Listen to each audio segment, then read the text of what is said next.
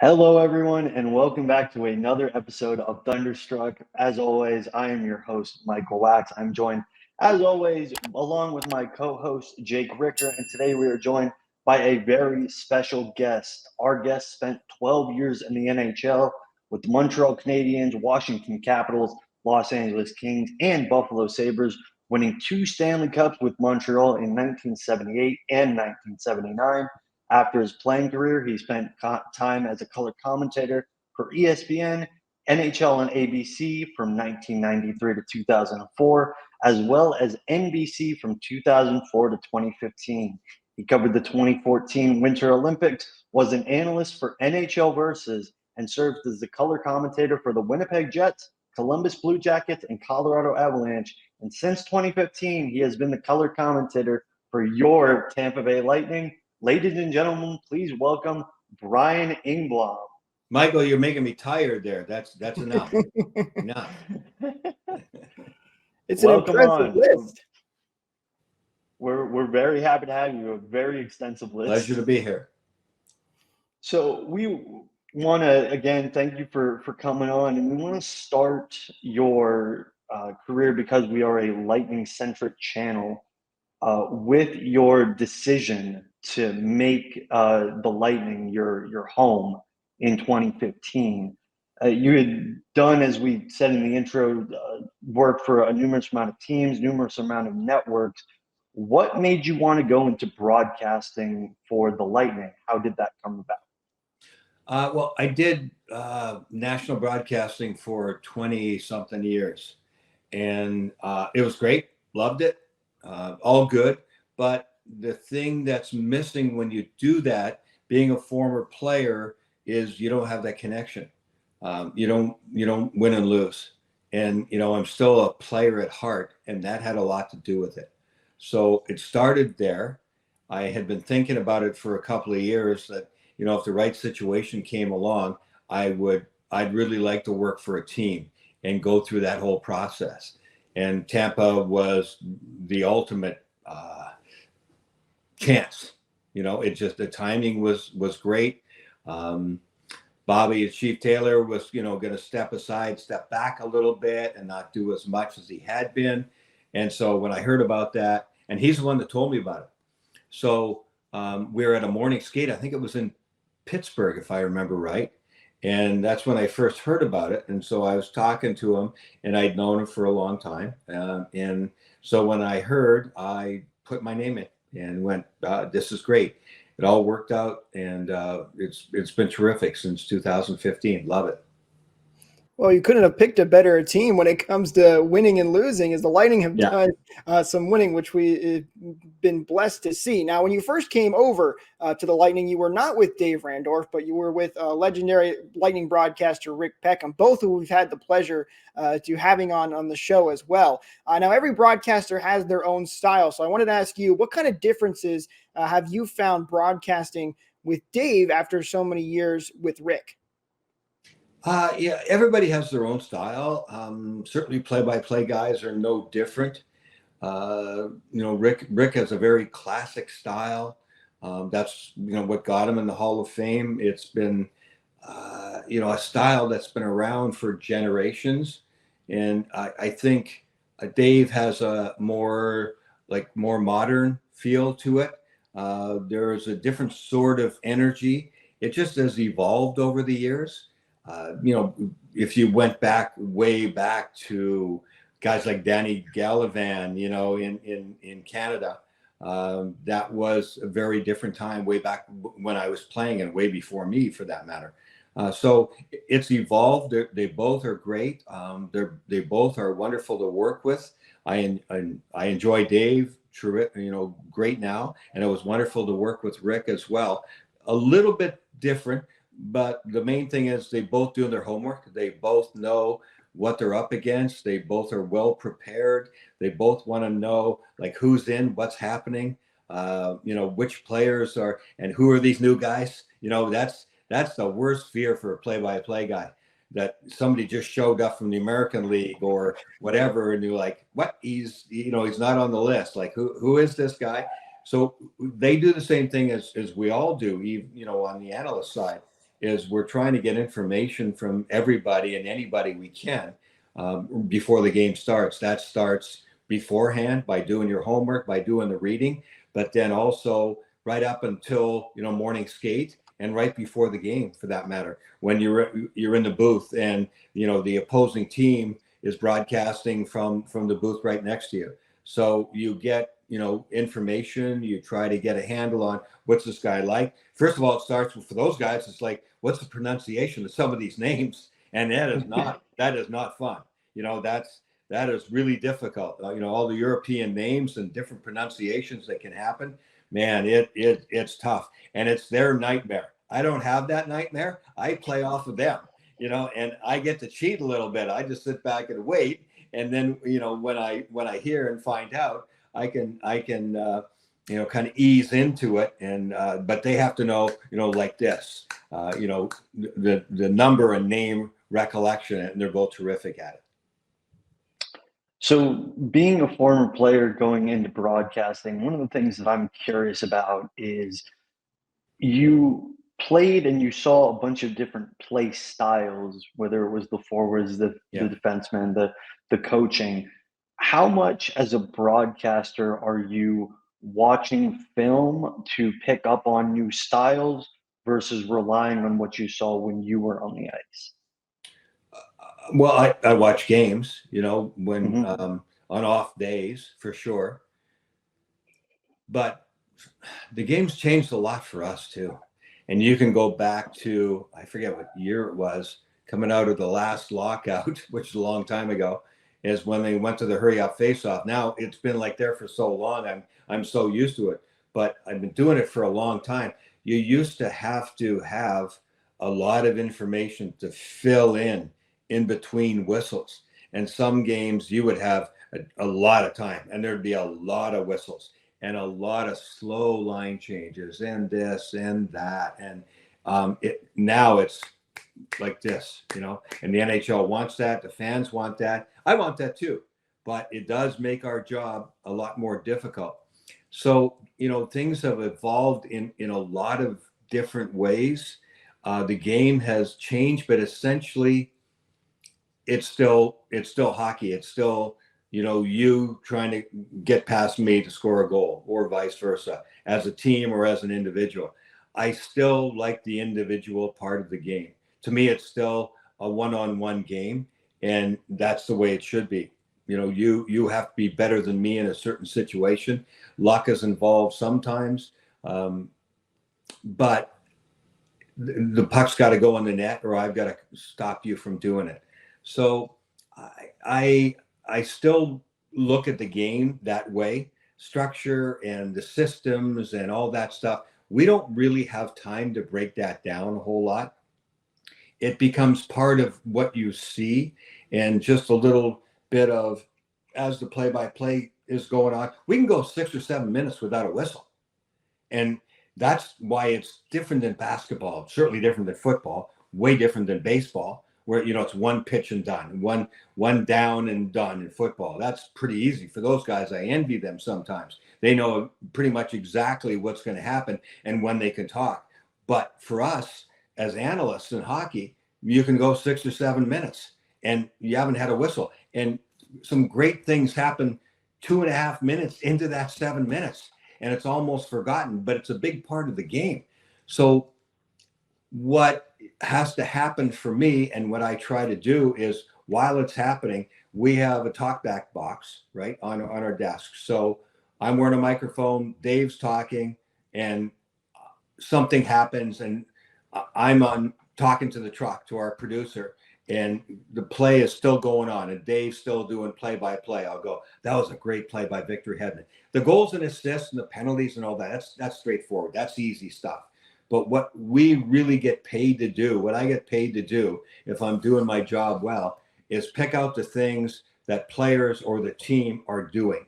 So I'll go, save that. Victor Hedman in the corner. He made a great play, beat that guy, made the puck up the wall, and they got out of the zone cleanly when they were under pressure. And then there's another one. That pass by Kucherov, and you could do that every shift he's out there. But you save that. Then you save that. So they've saved all these. So then sometimes all of a sudden you get a whistle if you don't have to go to commercial, and if you don't have to do a promo, which is another thing, because the show is really jammed. But then when the whistle goes, you go, okay, here's that hidden thing. And you have to work with your tape room and your producer and your director for a while, because it really is a team thing. They get to know you.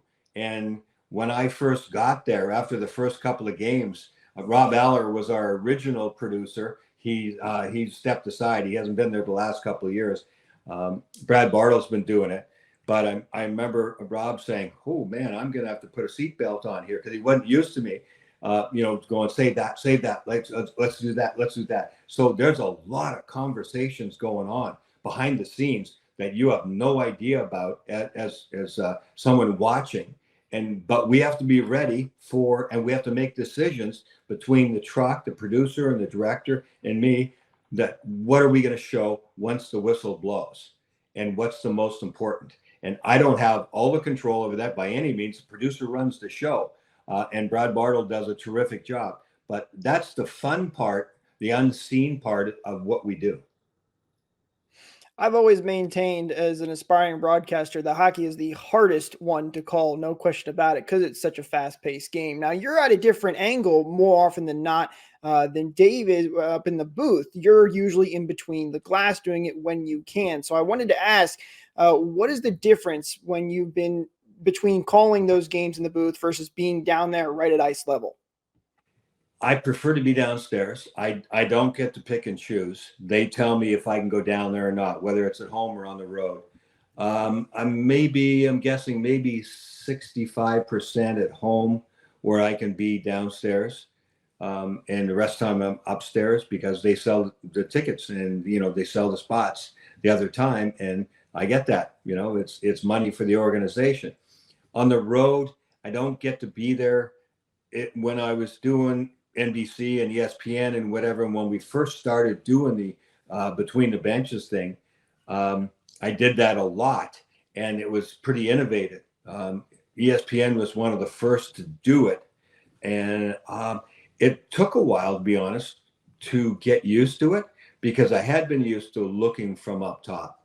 And so to get back down after all those years had passed since I been on the ice as a player, it was different. But after a game or two, I was like, yeah, this is the place to be.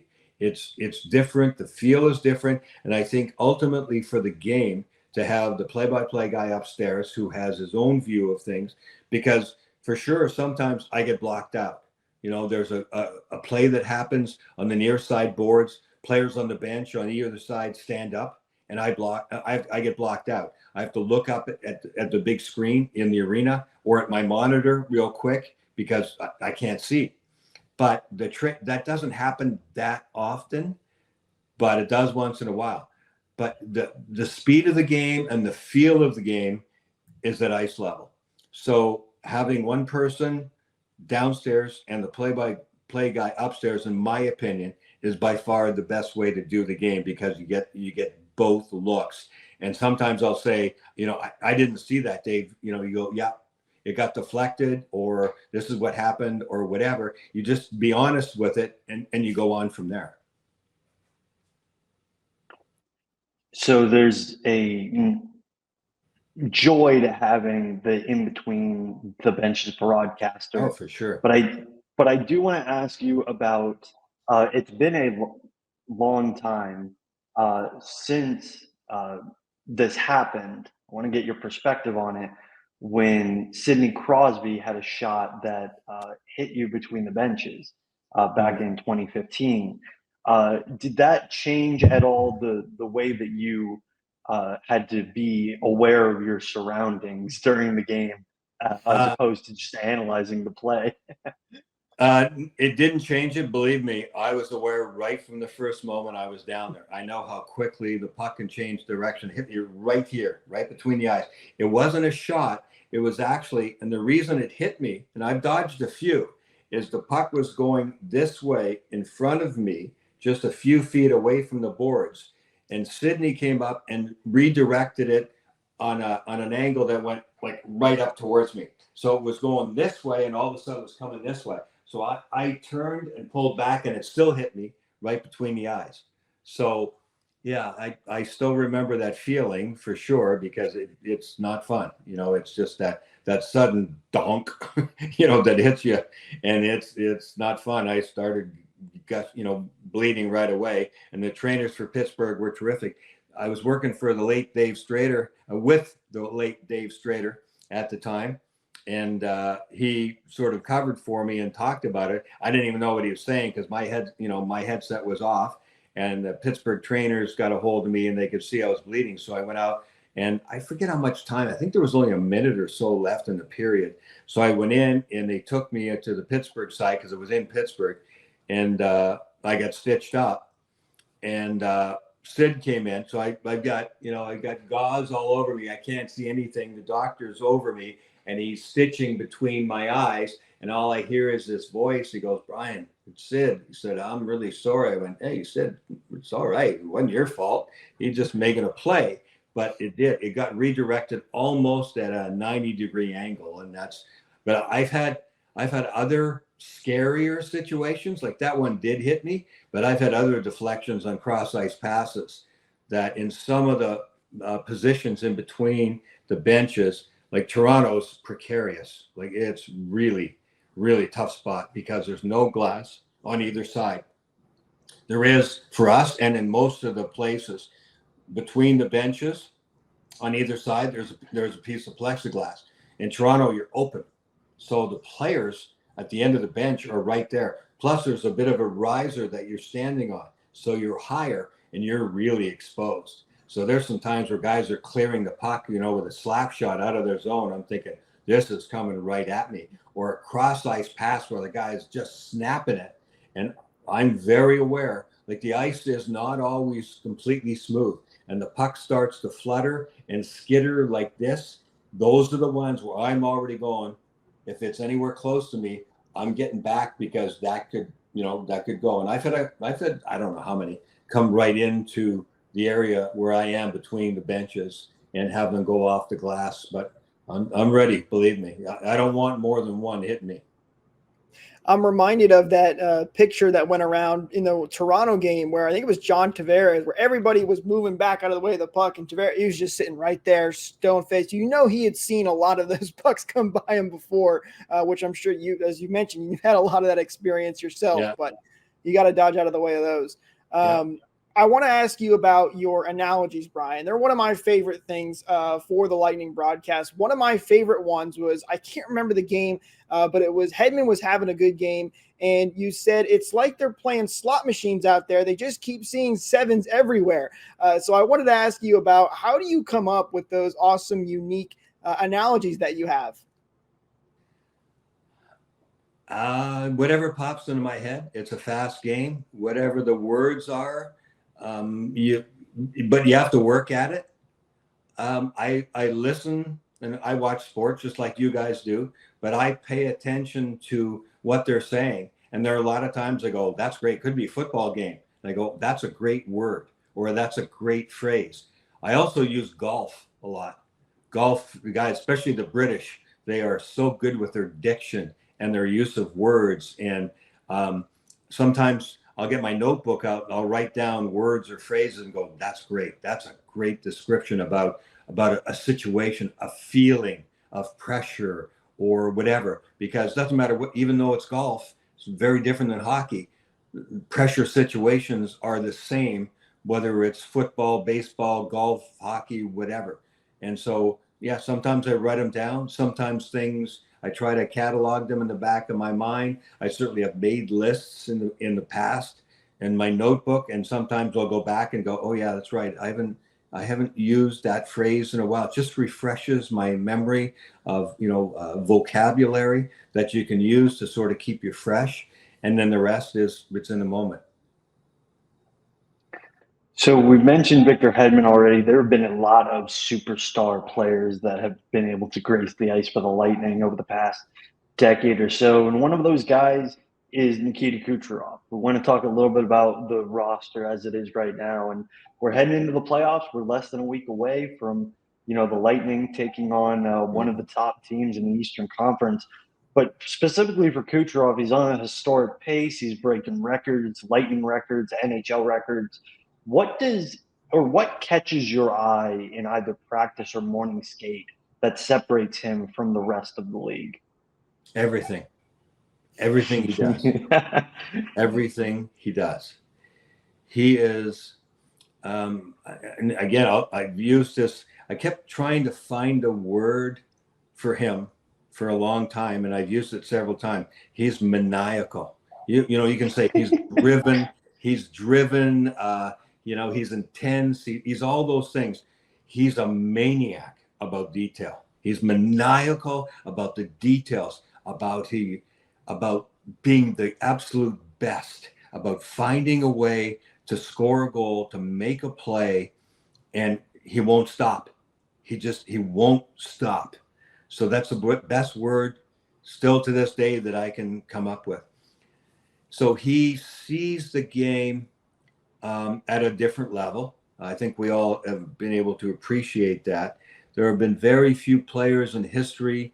I've heard Wayne Gretzky, refer to Kuch as, a terrific mind, and Gretz, I think, still is, the greatest of all time. His numbers speak to that. He saw things differently. He orchestrated the opposition, like he literally made things happen on the attack. And Kucherov does the same thing. He has the benefit of that Wayne didn't have, of being able to come back to the bench and take the tablet. And you see him and Braden Point. We show those two all the time, right? They automatically hand the tablet to Kucherov every shift, every single time. And so he watches and he looks and he gets to replay it on the spot. And so he gets to make adjustments. That's a huge thing. That's like the NFL, right? You see the quarterbacks go back or whatever, and they'll take a look like what happened there. That's a big benefit. Wayne never got to do that. And Mario's like that too. Like in my days, those two were two of the best of all time. But they attack with certainly a purpose. They're going to a spot. They know the opposition.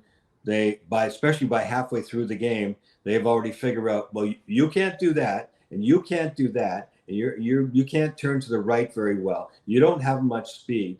The back checkers, he's already got a feel for them, but his vision it's unfair to just call it vision. It's an intuitive thing that he can do. The plays that he can make. I mean, even just the last couple of games, he'll go and kind of put the brakes on and spin around completely and then throw the puck to the opposite side. You can't stop that. On a one-on-one, you can't stop him from doing that. You just hope, if you're defending, that your teammate has Braden Point or Stammer or Duclair or whoever it is, that is out there with him in that time, because you're not stopping him. He has put you in a spot and taken advantage of you and then spun around. So just when you think you might be able to poke the puck off his stick, nope, now you're looking at his back, and now he's spinning around and he's passing it east-west to a guy who's to an open spot. He also calculates. He sees things. I remember Harry Neal way back, great announcer, Hall of Fame announcer in Canada, that used to say that Gretzky had like a camera. His eyesight was like a camera, and he was constantly going click, click, click, click. Here's what it looks like. Here's what it looks like. Here's what it looks like. Here's what it looks like. And freeze time, and then projecting where a guy's going to be. So Kucherov, one of the understated things about him is how good he is on the wall, even in his own zone. There's nobody better in the league at taking pucks off the wall than Nikita Kucherov, forehand or backhand. And then he gets it and he spins around because he already knows Braden's on the fly or the far winger, or there's a line change. Maybe one of his teammates has gone off. Somebody's coming on. He's already calculating where that guy is. If he's at the top of the circle in his own zone along the wall, and he'll spin and he'll fire the puck, and it'll be within arm's reach about 95% of the time. That's the kind of stuff where I just go, oh. I mean, who does that? Not many guys. That's the best thing about him. Yeah, his shot and whatever. but those are the things that make him different than anybody else. And we talk to other players around the league, and they just shrug their shoulders and go, yeah, basically they're saying, I can't do that. We can't do that. So we have to make sure everybody else is covered out there. He really is truly a special player. I like the analogy of the camera. We could update a little bit for Kucherov. It's like he's got a 4K camera watching all that going on and taking in that data. It's seriously impressive. Speaking of the Lightning roster, though, the Lightning have been very fortunate that they don't just have Kucherov and have a lot of talent on that roster. I would call a lot of these players workhorse players, guys like Hagel, Isimont, Sorelli, Point even. And you can go back a few years too and see that trend in guys like Yanni Gourde. So I wanted to ask you, having been around the Lightning organization since 2015, what are they doing to generate this kind of effort and responsibility over these players from year to year? They're doing everything they can. It gets harder and harder year over year because they had it perfect for a couple of years and near perfect for a couple of other years. And then you have to deal with injuries and things like that on top of it. You need a lot of different elements in order to win. If you had 5 guys like Kucherov out in the ice, believe it or not, I don't think you'd win.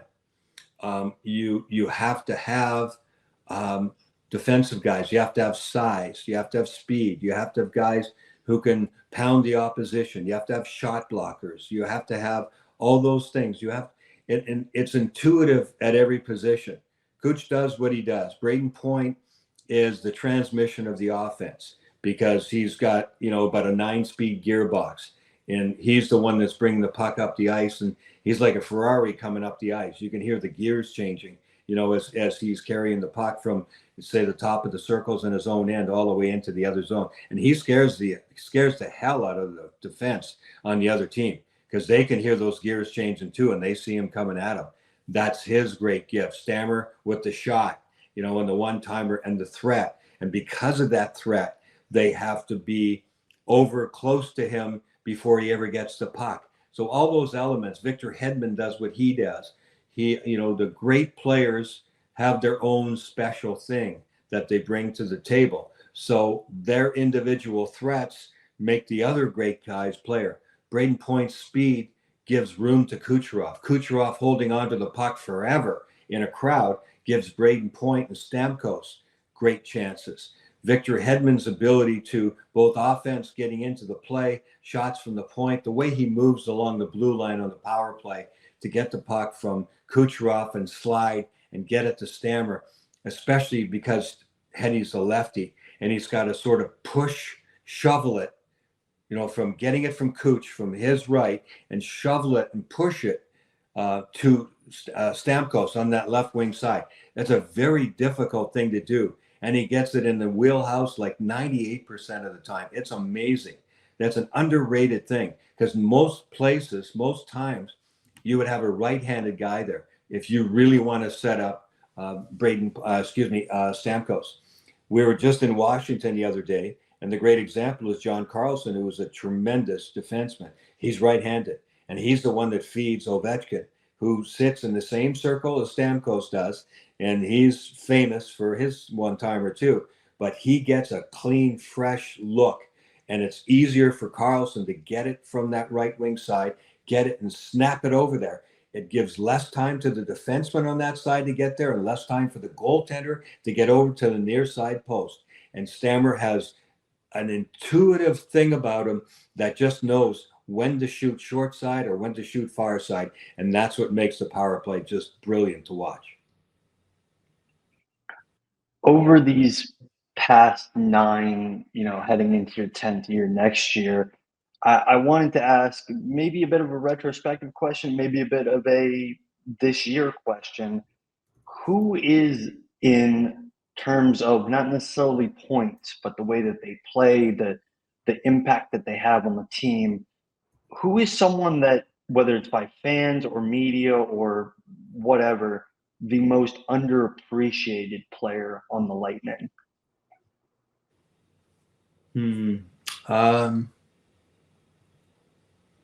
I think it's kind of almost a 3-way tie. I'm a big Brandon Hagel fan. Hagel's terrific. He's He's got great skill. He won't get to 30 goals this year, but he had 30 last year, and he was damn close this year. But he's a really special penalty killer with Cirelli, who's one of the other guys. But Brandon Hagel is the second power play unit. He's a big-time penalty killer. He is relentless. His motor never stops, and he's got great hands, and he can score, and he can make plays. So we've seen him with Point and Kucherov. We've seen him with Cirelli. It changes all the time, and he plays the same all the time.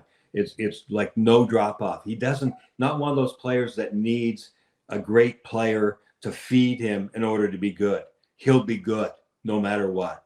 So I give him a ton of credit. Anthony Cirelli would be next on my list because he doesn't have as good hands offensively as Hagel. He's a streaky scorer, but he's always going 100 miles an hour. He just doesn't have quite the same offensive touch to score goals, but he is so good.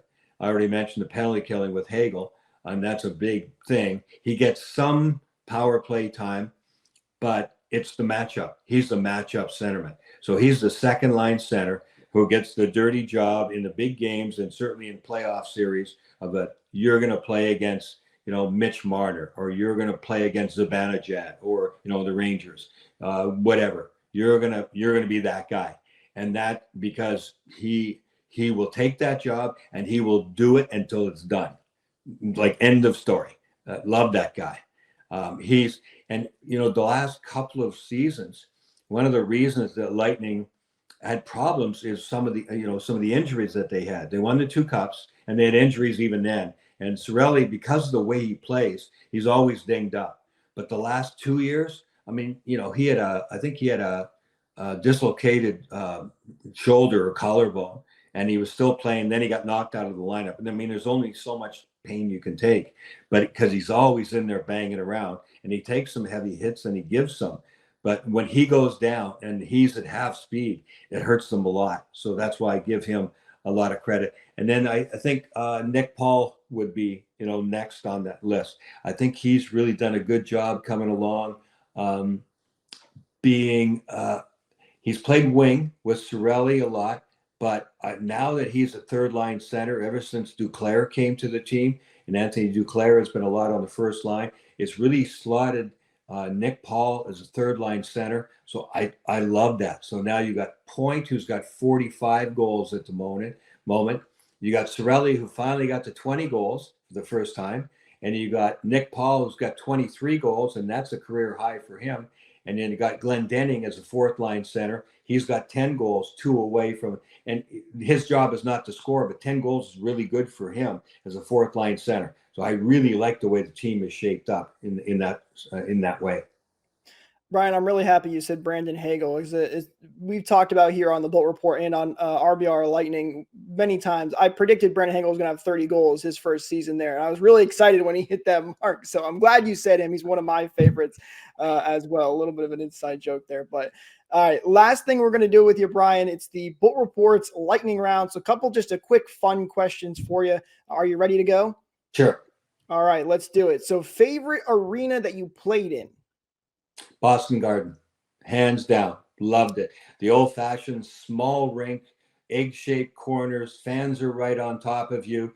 The distance, it was about 12 to 15 feet shorter than the regulation rinks now. It was a jungle in there, and I loved it. Let's flip it on its head a little bit now. Favorite arena to broadcast in?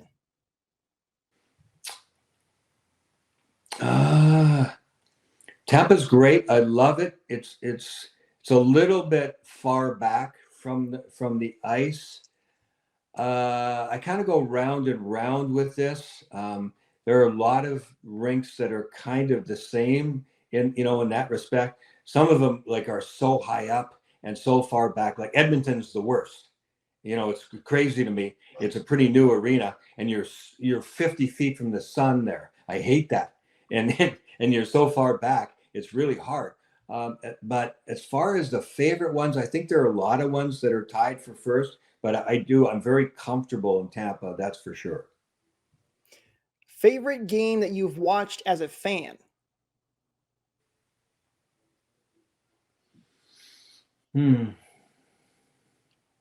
These are some thinkers. Yeah, that's. Huh. I'm not. I don't know how to answer that one. Let's throw in. What if we As a throw in the fan, I podcast think too? I'd have to go way back to when I was a kid watching. Was it 1972? We'd have to ask Espo. Bobby Orr scoring that one where he's flying. He scores he gets it and quickly scores against St. Louis, and he's horizontal in the air. I remember watching that game as a kid. And I'd say, just as a pure fan, that's the one that pops into my head. And how about your favorite activity to do outside of hockey? Golf. I like golf, but I also quit about twice a year because it drives me insane. And then I'm back the next day and I'm going, okay, I'm going to go hit some balls. I'm over it now. I do get mad for sure, but I love it. I'm always trying to get better. It teaches you a lot. Oh, and it's a timely one with the Masters on right now as of this recording. All right, last one. If you played today, what would be your goal song? Oh, I hadn't even thought about that. I don't even have an answer. I don't even have an answer for that. I'm never good with song titles. It would be something from Queen. I'm a big Queen fan. Okay. All right. I saw them live in the Montreal Forum years ago. Huge Freddie Mercury fan. I couldn't, I watched the concert and I couldn't take, it wouldn't be We Are the Champions. That's a team thing. But I'm a big fan of them. So I'd have to go down the list and I don't have it in front of me. That's the best I can do. Well, Brian, thank you so much for taking some time out of your day and joining us on here. We really do appreciate it. If you guys did enjoy this episode, be sure to leave a like down below and ring that bell for notifications so you don't miss out on future episodes just like this one. That's going to do it for us in this one. Guys, we'll see you in the next one, and go Bolts. Go Bolts.